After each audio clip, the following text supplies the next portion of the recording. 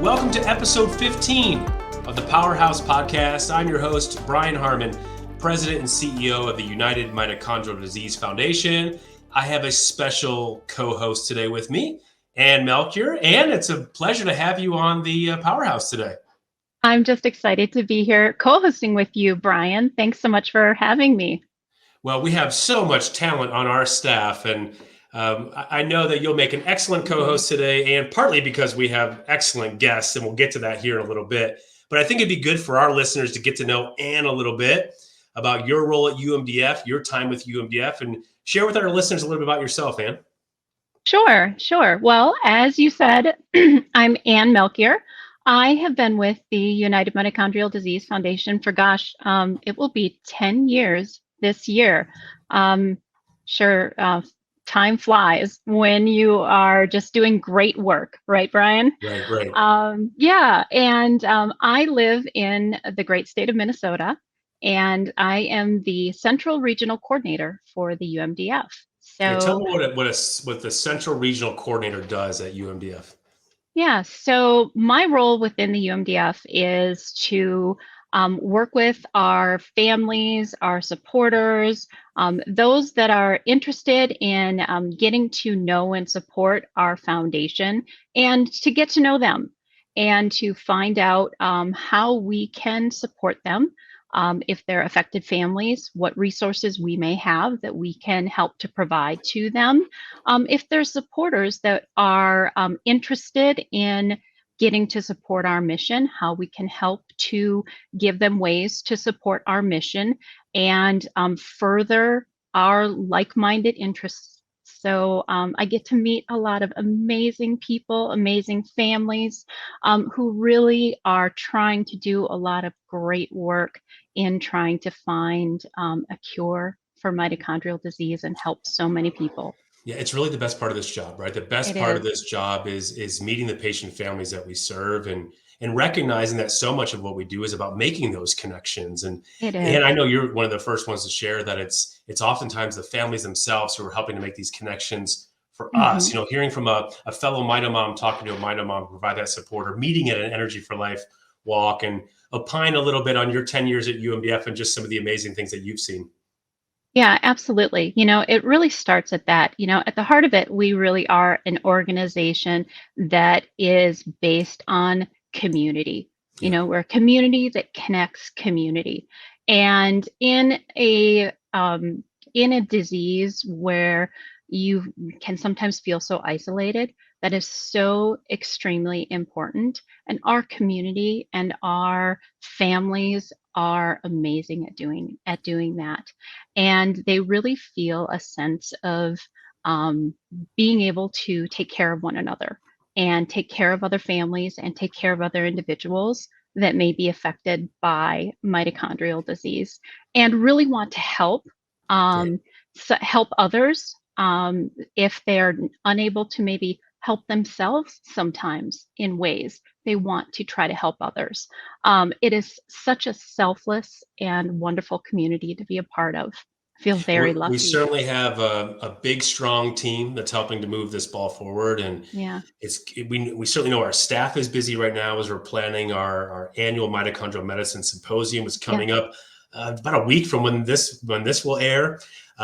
Certainly, Ann, you've been busy with your Energy for Life walks. And another thing that's keeping you really busy is our Team Activate program. And share with our listeners a little bit about what makes Team Activate so special. Absolutely. So Team Activate is our Bank of America Chicago Marathon team for that event. And a lot of our listeners may not know that the UMDF has a charity team of runners that run the Bank of America Chicago Marathon every single year. And it's a wonderful program. We're so lucky to be a part of it. And this is our 12th year of being a part of the charity program with the Chicago Marathon. And it is an opportunity for runners to receive a guaranteed entry into the marathon. They don't have to qualify with a time. They don't have to run certain marathons or half marathons ahead of time to get that entry into the Chicago Marathon, which is a major marathon, as runners or people in the running community may know. We can offer those guaranteed entries to them. In return, what those runners will commit to do is to fundraise for our organization. And then with that guaranteed entry, they get to be a part of one of the most beautiful and really just awe-inspiring events in the world. I've done 4 marathons myself, and the emotion that is tied to marathoning and really to marathon training. I want to talk to our guests about that a little bit today. We've got 21 members on our marathon team. Is that right, Ann? Yes. And we can still recruit more, or has it closed? Well, if someone is interested, they can still reach out. There's no guarantees, but if there's someone who's interested, reach out. At minimum, we'll put you on the list for next year for some early contact. But we have a really great relationship with our 12 years with the marathon officials. And hey, we'll ask. They've been a really great partner, and we'd be delighted. It's a hot ticket to raise money for mitochondrial disease and run a marathon. And we've got 3 very special marathon runners with us today that we're going to bring in as our guests today. Mr. Howard Corson joins us, Ashley Burrow, and Miranda Gopp. Marathon team, welcome to the Powerhouse. Hi. Hi, everybody. We're delighted to have you. I'm really excited to hear about your training and your journey and supporting UMDF and learning more about how everything's going and lead up to the big race, which remind me, the race, I know you all have countdown calendars. When is the race? October something. Early October 9th. October 9th. Okay, so October 9th. I know everyone's training schedule differs, but it's roughly like a 16 to 20 week training period for the most part for a full marathon? Yeah, on average, it's an 18-week training. 18-week. All right, we're going to get into some of the training, but let's kick it off first to get to know each of you a little bit. And Ashley, I'm going to start with you. I'd love for you to share with our listeners a little bit about yourself and your journey and connection to the Mito world. Well, hi, I'm Ashley. I live in San Diego, California. A little background. My daughter was diagnosed with Lee syndrome, which is a mitochondrial disease, back in 2018. She passed away in 2019. But it was an amazing journey. It's a world that I didn't know existed, which I think is pretty much the origin story for almost every single person that gets into the Mito world. And she introduced me to this just amazing, beautiful life that I feel really fortunate to have been a part of. It's definitely not a life that anyone chooses, but it's one that once you are in it, you live in it. You enjoy every moment that you're given. My daughter was amazing. I'm sure every mom is going to say that about their child, but she when she was diagnosed, it was a very scary introduction. She started to not meet her milestones. She started falling backwards. We ended up getting her a feeding tube, which allowed us to give her supplements. And the supplements ended up giving her this second chance at life. So from the moment that she had her feeding tube up until she passed away, we had this amazing 6 months of this smiling, happy, laughing child. And I am very, very grateful to have had the opportunity to be her mom and have the opportunity to bring my story to this podcast and to UMDF. Well, we're so grateful that you've joined us today, and hoping in a little bit here to kind of catch up a little more on your inspiration, how you have translated that into your training as well too. Howard, for Absolutely. 26 years, you've been on your journey with UMDF. We were celebrating last year UMDF's 25th anniversary, and I asked the staff to help identify some leaders in the community who've gone above and beyond of shouting from the rooftops awareness for mitochondrial disease. And of course, Howard and his wife Ann rose to the top. And Howard, I'd love just for you to share with our listeners who don't know you. I know you well. We work very closely together. A little bit about your journey in connection to the mito world. Yeah, I'm. For those that don't know me, I'm Howard Corson. I'm retired. My wife and I live in Mount Laurel, New Jersey. Our journey with mitochondrial disease began in 1995 when our daughter Mara was born. She was diagnosed at 3 months with a mitochondrial disease at that time of unknown origin, but in no small part because of a lot of the research funded by UMDF and advances in genetic testing. When she was 21, we were able to get a diagnosis of pyruvate dehydrogenase deficiency disorder. PDHA1 is the specific gene that's defective. When she was diagnosed at 3 months, we were given the news that too many parents have been given, and a prognosis that too many parents have been given. We were told that she wouldn't make it through the first year. In large part because of her, because she's a fighter and she's tough. She will turn 27 in August of this year. And we've been involved with UMDF, as Brian said, for about 26 years. Mara is, she's taught us what the meaning of care and compassion really is.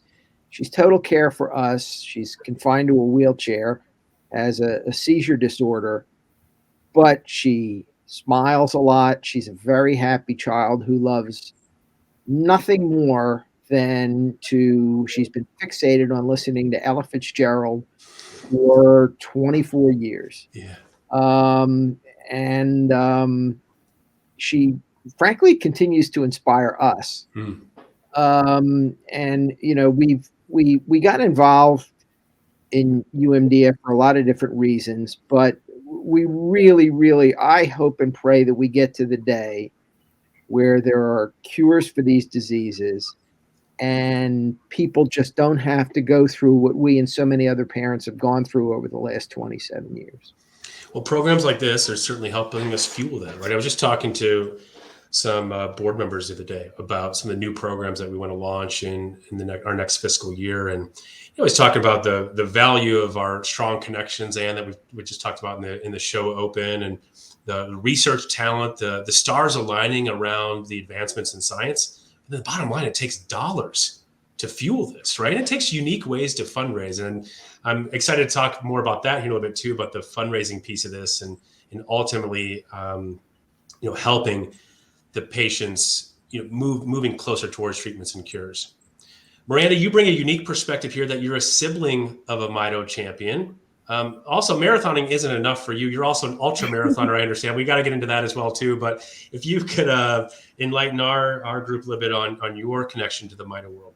Yeah, I would love to. So I'm from Baton Rouge, Louisiana, and I'm currently living in Georgia, getting my master's. But my oldest brother, I have 3 brothers, and my oldest has mitochondrial disease. He was diagnosed back in, I think, around 1999, similar to Howard's story of at the time. He was diagnosed with a mitochondrial disease of unknown origins, and because of the research that's largely due to United Mitochondrial Disease Foundation, he was diagnosed later on with a couple of different mitochondrial disease related things, but his main diagnosis is Lees-like disease.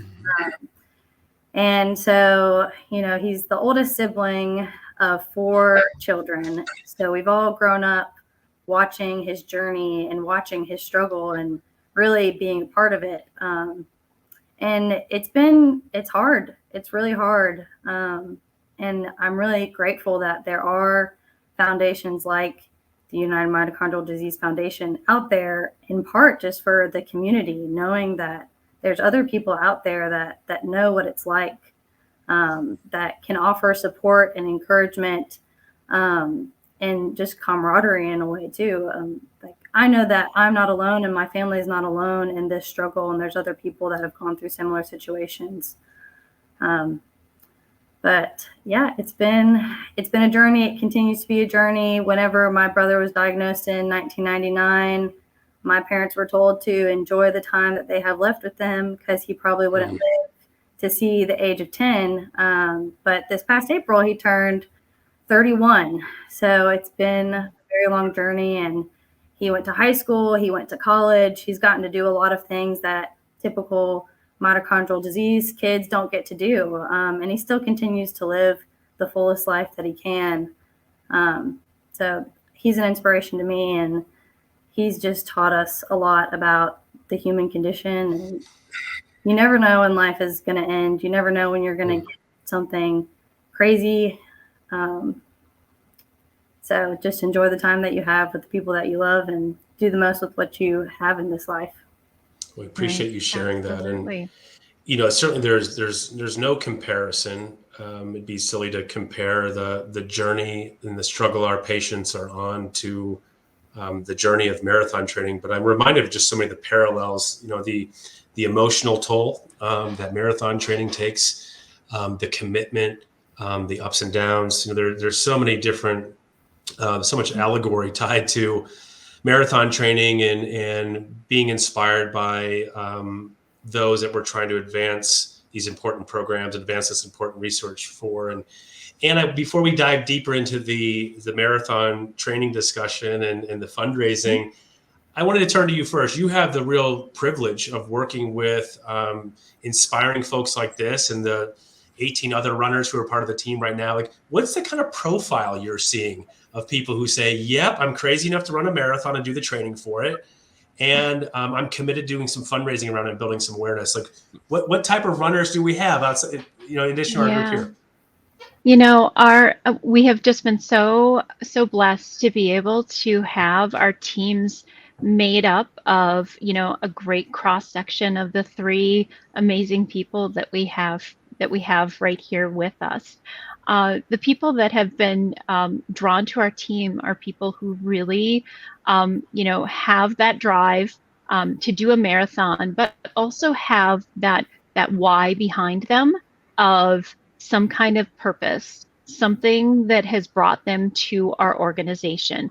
And it may be someone within their family. It may be someone that they're connected to. It may be someone who, it may be some kind of something within their profession that has brought them to us. But there's always some kind of connection that has brought them to us, or how they have found us. And then it expands their network and expands and expands. And I think that a great example of that would maybe be if, Ashley, you could maybe share your story of the girls that are running with you in the marathon, because it's not just Ashley. There's a team of 4 that's running with Ashley. Yeah. So after Angelina passed away, my friends were all trying to find a way that they could show support, not just for me and my husband, my family, to live in Angelina's memory, but they were trying to find something that we could all do together to show their support. And my friend Heidi, she was doing a lot of races. This is all pre-COVID. We originally signed up a couple of years ago. And she was like, I really, really want to do a race. How do you feel about this? And I was like, no, I never want to do a marathon. This is not my bucket list. But we started talking about it, and 2 of our other friends, there's a set of 4 of us, we all went to college together.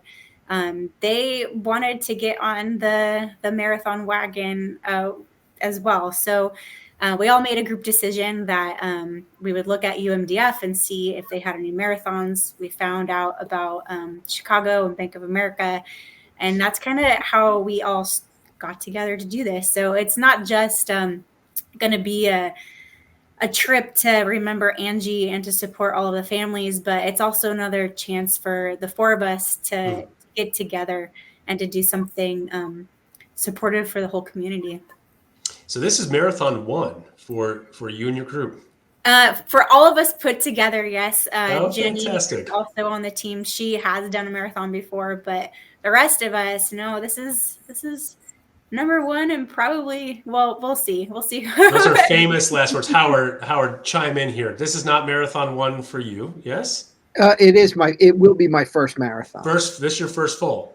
First full. I've done the Philly half, a bunch of Broad Street runs, which is 10-mile runs, a bunch of 10Ks and 5-milers and 5Ks, but never did a marathon before, and this was on my bucket list. Talk to us, Howard, about the support tribe, like how important that is as you think about just from the connection to the Mito world in your training. Talking about like your universe of support for you, for Howard. Well, we've been really, really lucky over the last 26 years. We've had a wonderful nucleus of friends and families who would when we were fundraising would always contribute and would contribute generously. And also when Mara was younger, she was in and out of the hospital a lot, had 6 bouts of pneumonia, a really, really bad seizure disorder that, thank God, is pretty well under control now. And so they were always willing. It wasn't, oh, that's too bad. It's how can we help you? Yeah. And they were a great help to us when we, had to leave our older daughter at home and for another hospital visit. And they've been friends of ours and contributors to the UMDF, friends, neighbors, and family for a lot of years. In terms of did you want me to talk about training? Yeah, please. I just love to know. I think it's interesting just to hear about the kind of support network for you as a runner, as making this commitment, doing your first marathon.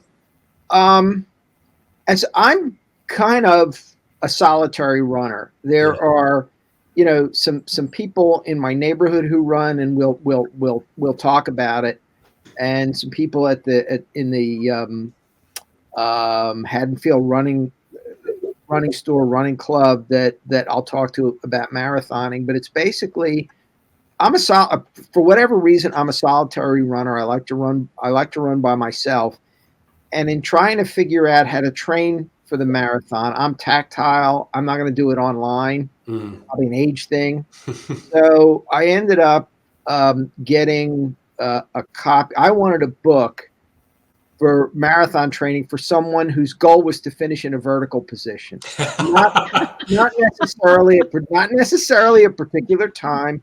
I just want to finish upright and be able to move a little bit after I'm finished. So Hal Higdon, who actually just turned 90 and has been an editor for Runner's World for years, has a book called Marathon. It's in the 5th edition, and it's perfect. Yeah, I've read it now twice, and I'm going to use one of their 18-week training programs. I don't think we'll see what the long runs are like, but I'm already running 35 to 40 miles a week. So I don't. Never say never. I don't think it's going to be too difficult to train for this.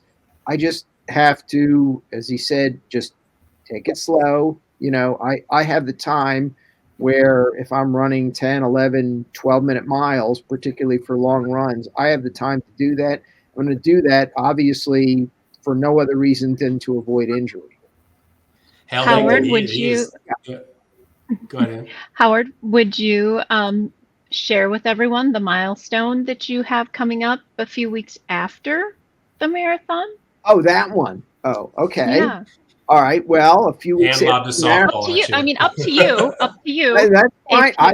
I certainly don't mind sharing. I think it's pretty amazing. We are Brian, I think you've met my daughter, Dana. She got married in last September, and we will be grandparents. Oh, congratulations. First time, a little girl due early in December.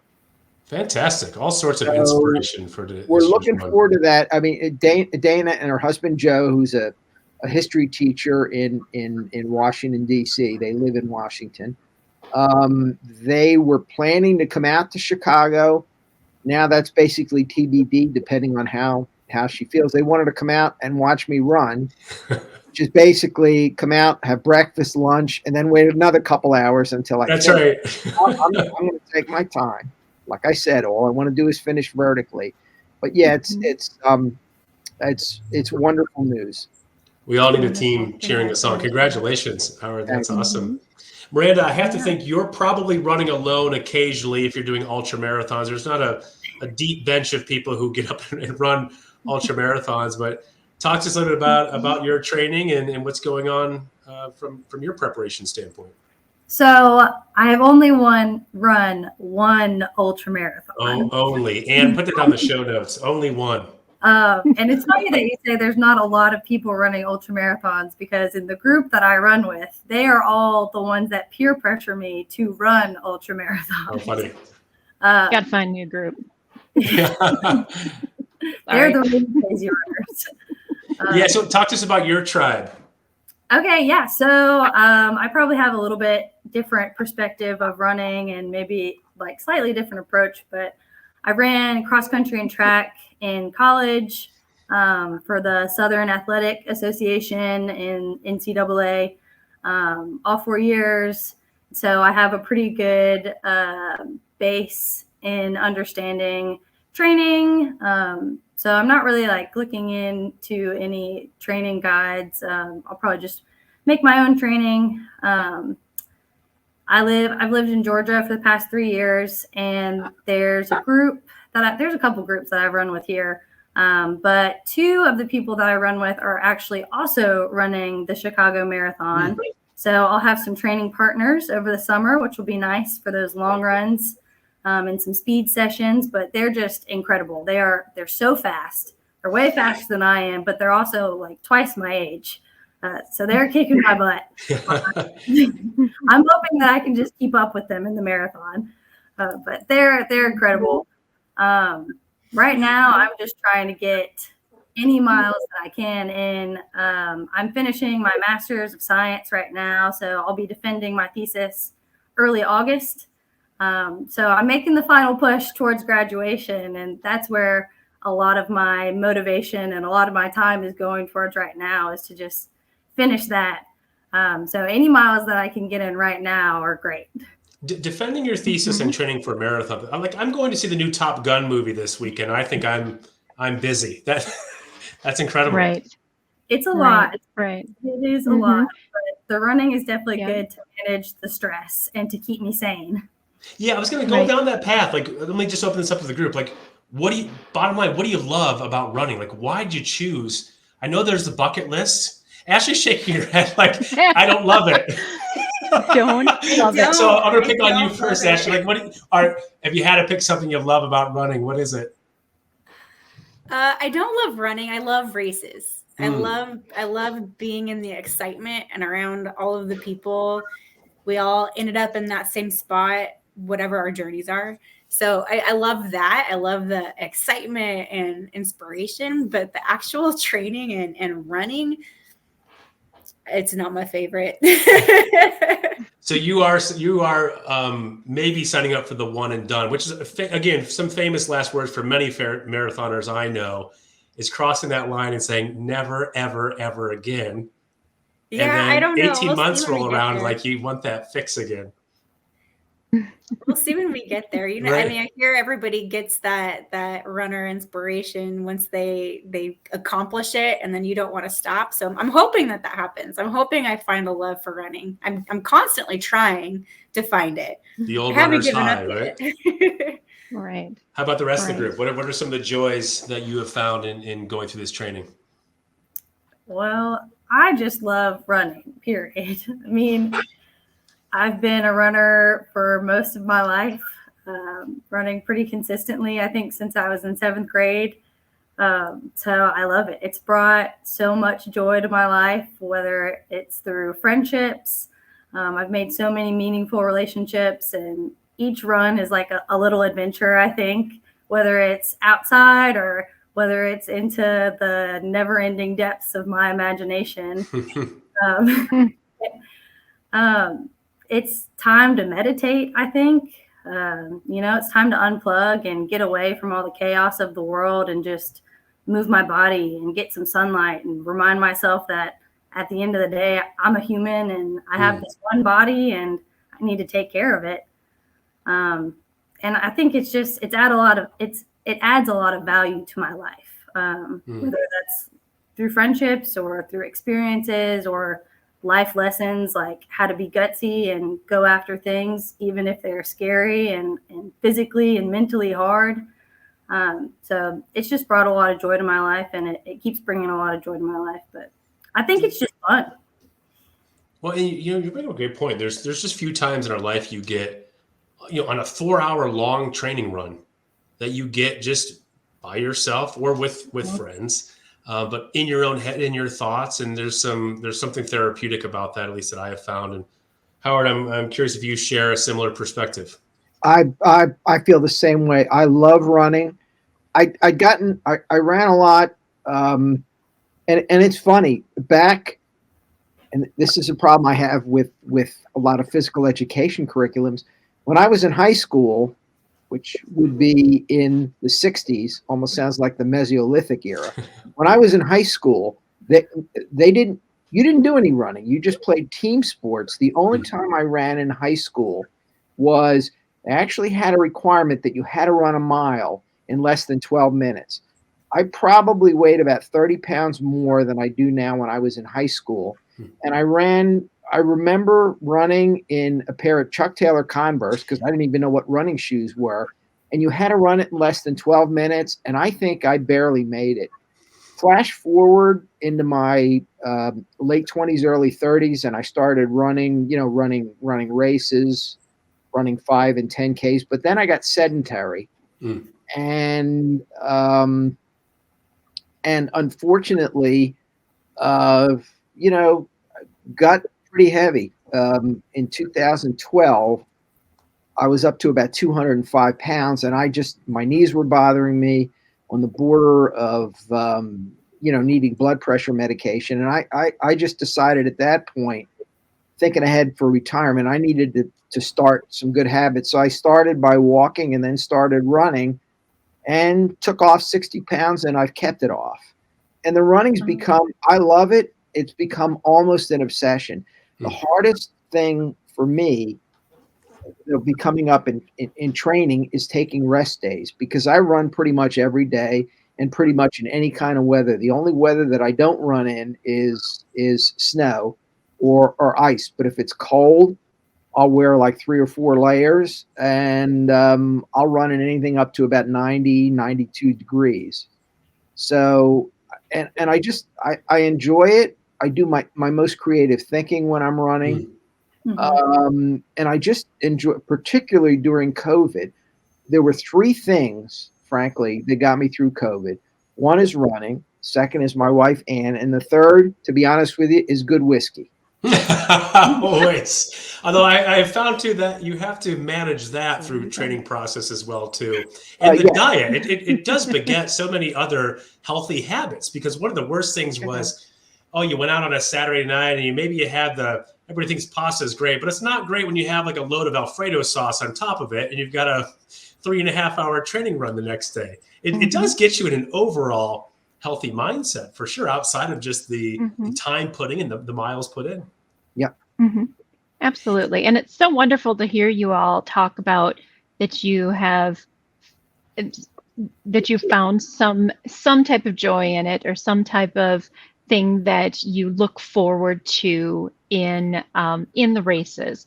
What I'm curious, and would love for each of you to maybe give us some, to those that are listening to the podcast, what advice would you give to those that are maybe thinking about, I've always thought about wanting to do the Chicago Marathon or wanting to do a marathon, but I have no idea where to start.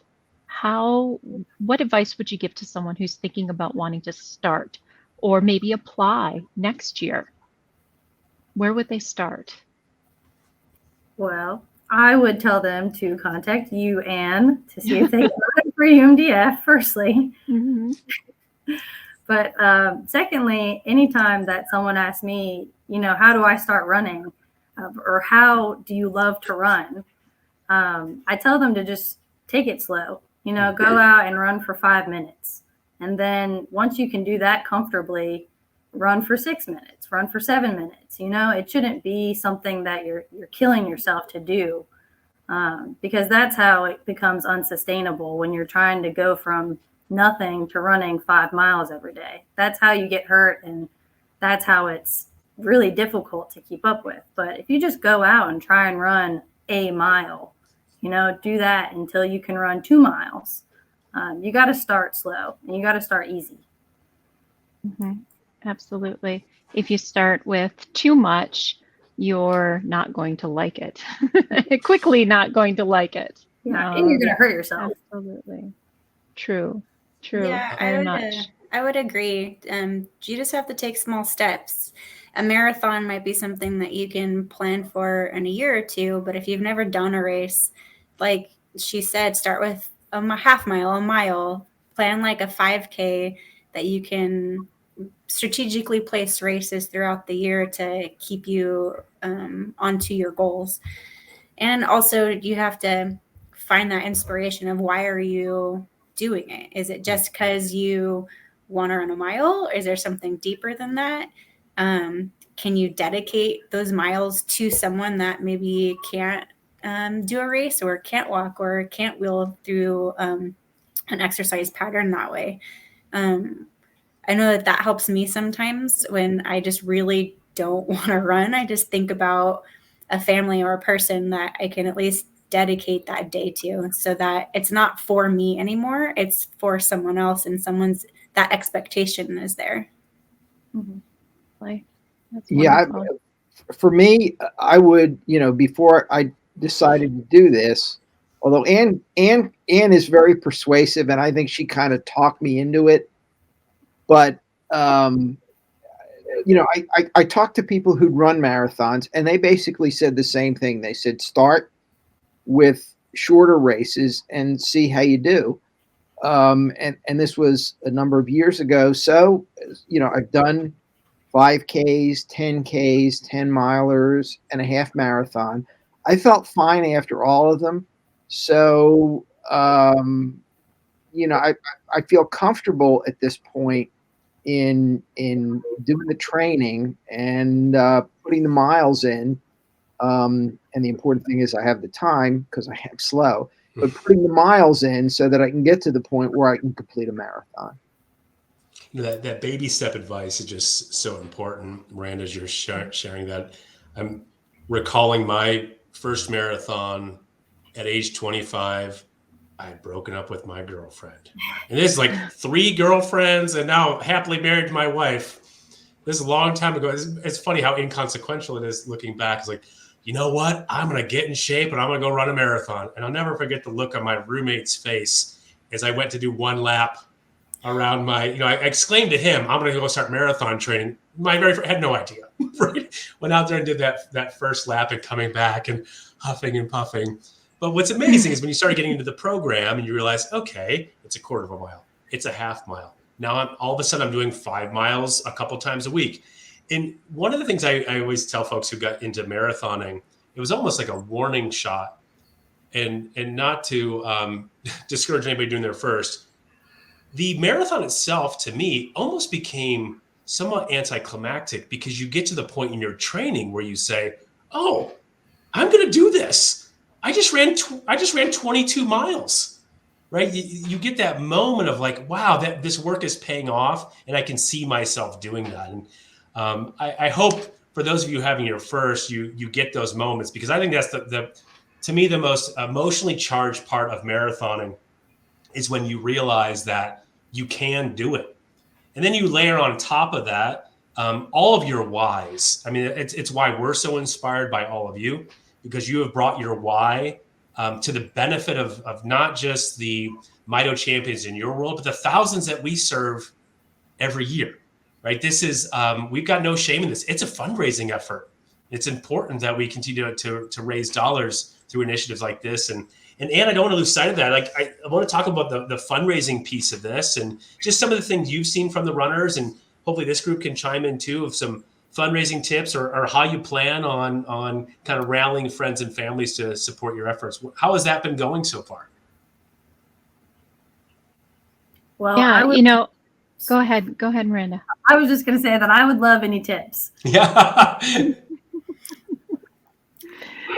Yeah, I think that so at least for Ashley, this is almost kind of a third time around for Ashley and her friends, because they originally signed up to run in 2019.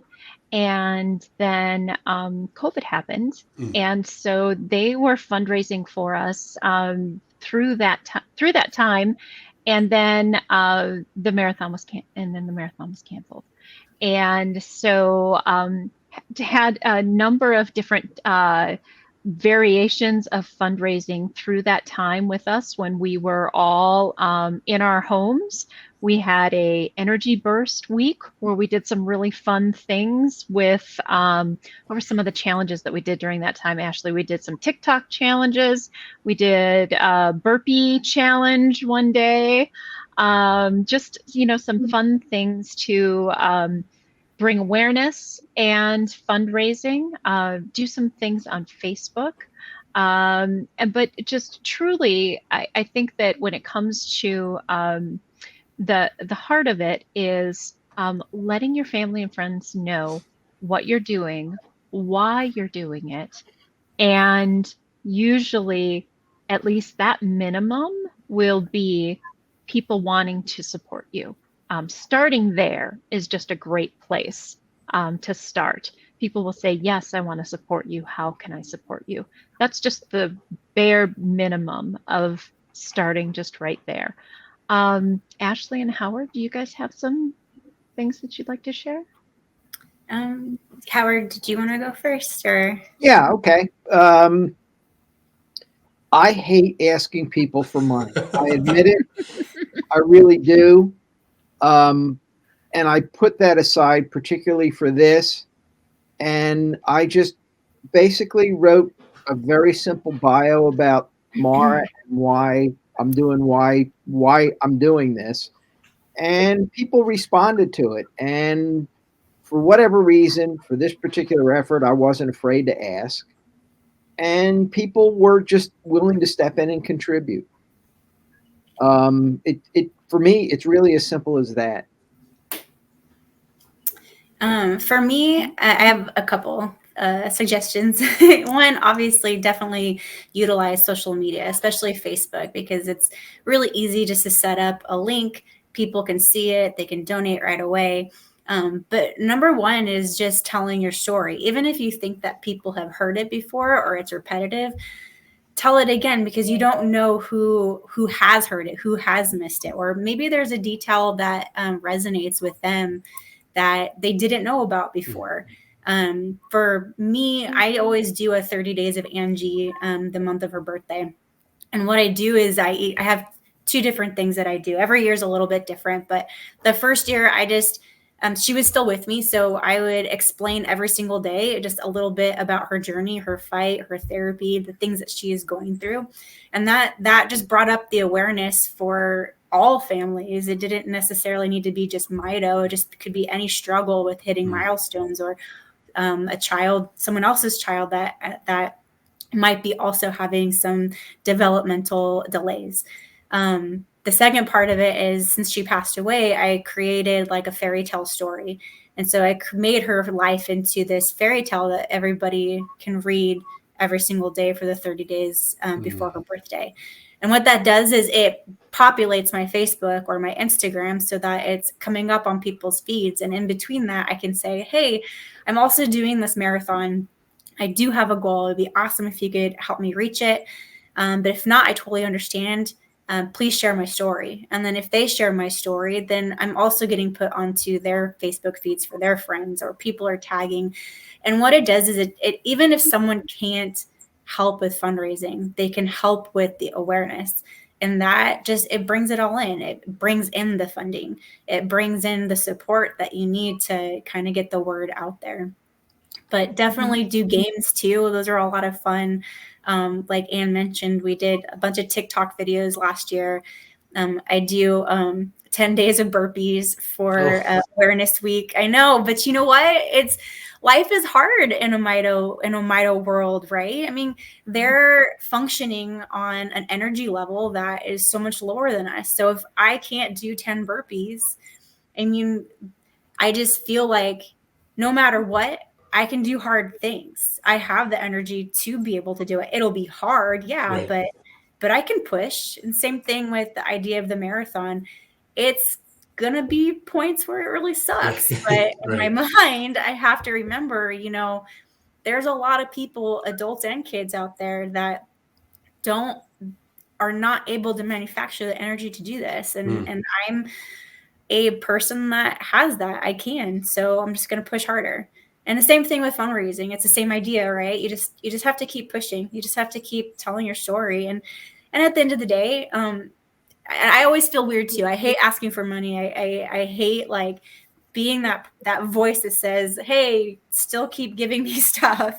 But it also brings awareness to all of the disease and dysfunctions that are related to mitochondria. And I think that is a very important thing to really shout out on the social media mountain. Is there's Alzheimer's and Parkinson's and also dysfunctions like autism, things that are all tied in together. So really, this is a fundraiser that's for everybody, because once we're able to find that cure or that medication or that help for just mitochondria, we're going to unlock this amazing gift for everybody in the world. Really, it's going to relate to every single person. So your fundraising isn't just about mitochondrial diseases or Leigh syndrome or MELAS or all of the words that we really take a long time to understand and pronounce. It's for the whole world. It's for every single person, because someone knows someone that has something related to mitochondria. I can see our communications director, producer behind the scenes smiling as we're hearing you talk here, Ashley, about the interconnectivity of this disease to other diseases, the need to build awareness for a disease that has an awareness problem, right? So finding creative ways to do that, and these unique programs that draw attention to what you're doing. And I think we also found our co-chair for the 2022 Burpee-thon. And we might then follow up with Ashley on having a burpee-a-thon. My gym loves to suffer us through burpees, but you're absolutely right. Like that, those are the kind of moments I have there too, where there are folks who can't do this. In many respects, we feel like we're carrying the energy for so many of our patient families. And that's just symbolically, and hopefully it leads to more awareness, more fundraising to drive these programs. This has been a really inspiring conversation, and I want to make sure I can capture all of your thoughts. I have one question I want to ask all of you. The most important question I had today is the number one pump-up song on your playlist when you're kind of getting into your stride and your groove, and this song comes on and all of a sudden you catch yourself running too fast. Miranda, what's your tune? Right now it's When You're Lonely by Wingtip, but I also really, really like Hooked on a Feeling. Oh, a classic. There you go. I love it. Howard, what are you jamming out to on your runs? What a Fool Believes, the Doobie Brothers. Oh, yes. Talk about classics. Michael McDonald's voice really, I gotta watch myself in terms of the pace, because he can really belt it out. The high notes, right? And then then I start to go, and then I realize I look at my pulse and I realize I'm going a little too fast. Ashley, what's been kicking you into the next gear? Oh gosh, honestly, I don't know. It's funny you say that though, because I downloaded the Nike marathon training program just to look at it. And part of it is, what's your song of the day? I'm like, oh, but I don't really have one. I just need a strong beat that completely distracts me from everything. Let me wrap with this question. What is exciting you the most about when you see yourself, crossing that finish line? Like, what's some of the imagery that's going through your head? Like, what are the feelings you're already projecting now that you've kicked this off? Miranda, what do you got for us? I think about it all the time. I haven't done a race since October, and I just love to race. I love to challenge myself. I love to go out there, especially with such a big marathon. I can't wait for all of the people and all of the energy. So I just see myself crossing the finish line, no matter what the time is, just having a big smile on my face, being so thankful for the experience. And, like, the race is a journey. You're going to go through all sorts of emotions of being defeated, and being upset, and being excited, and being happy. And it's a long race. But I'm just excited for all of it. I think it's an incredible experience, and I'm really excited to go and to run for UMDF. So I can't wait. And we're excited for you. Cool. Yeah. Howard, I know one of the imagery you've already shared with us is being vertical when you cross the finish line, but talk to us a little bit about kind of what's been running through your mind here as you really kick off the beef of the training here. Well, we have some friends in the Chicago area that we think are going to come out to watch. And like I said, my wife will be flying out with me, and don't know about my daughter and son-in-law, but I'll be thinking about that as I cross the finish line. And frankly, since I expect to be the last in Team Activate to finish, it's been really nice between the Zoom that we just did and this thing, getting to know some of the people that are going to be on the team, because you're good people and you're doing this for really, really good reasons. And, so if you don't mind hanging around and waiting for me, that'll make my day when I finish. We'll cheer you on. We sure will. I appreciate that. I'll need it. We'll turn around and finish that finish line with you. Yeah. We can still walk. Yeah.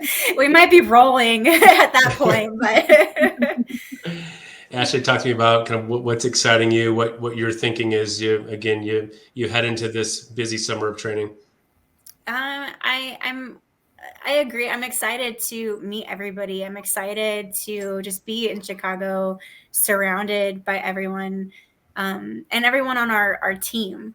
If it's one thing that I've learned being on this Mito journey, is that you're not on it alone. You meet all of these amazing people and amazing families on the road, and at the end of the marathon, it's not going to be just about doing this with my friends, although that is an amazing plus, and I'm super grateful that they are doing this with me, and it's going to be fun. We've told ourselves we're the Golden Girls, and we're gonna have fun. That we have a plan for every mile so that we don't get bored and we just can keep going.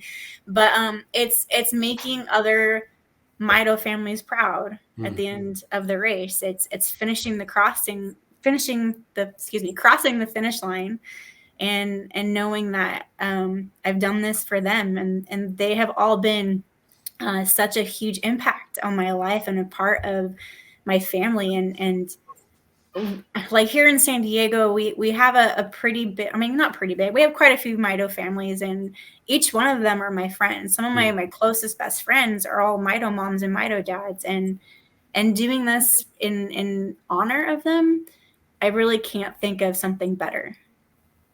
Well, we can't think of something better than what you're all doing for us. We're proud of the good work you're doing. We're proud to have you on our team.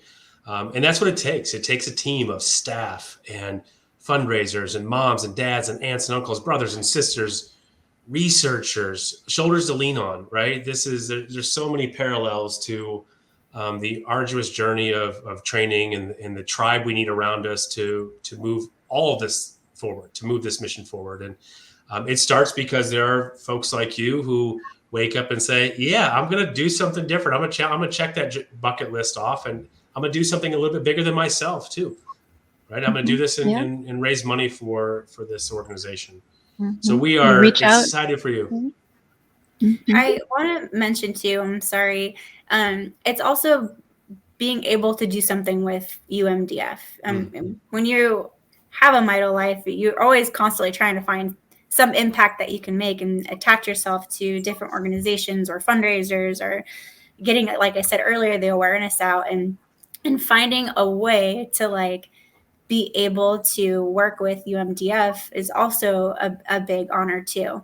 It's finding that niche that you can fit into to help. And if just running means that I get to help, then heck, I can run. We are glad that you have chosen us, all of you. Thank you all so much for your time today and all the time you're about to put into those long runs and the 26.2 that's coming up in October. Just know that we're cheering you all on. Thanks so much for joining us today. Thanks for having me. Thank you, everybody. Well, Anne, boy, I feel like I need to go run a few laps. I'm looking in my office. My wife got me one of those really nice displays where you hang up your marathon medals. And I've been through that moment of like, I'm never doing it again. And then you hear the stories, you hear the training, and then the layer of inspiration on top of the why, right? Yes, it's the bucket list, but there's a Mito patient, a Mito community behind that's really driving this. And I know you've seen this with so many of our other runners as well. Absolutely. The individual stories that come with all of our runners, or the siblings, the neighbors, the coworkers, the grandfathers who are coming to, contact us, who come across my email, who say, I've learned about this, and this is this is my inspiration, and this is what I want to do. And then it becomes a family or a group, or someone who is signing up just individually and has, made this a mission, and their energy for that year, and then they return to us year after year after year to continue to run. It's just so inspiring, and we're so grateful to have just that dedication and commitment in our supporters, in our families, and I think it's wonderful for our hopefully for our Mito community to hear that and to know that support is there as well too. And if our guests have inspired anybody today, they certainly can go to umdf.org and learn more about the program. Get on a waiting list, hopefully for next year. We always want to fill that team up, but we do know we have folks that this is a really interesting and inspiring way for them to give back to the organization.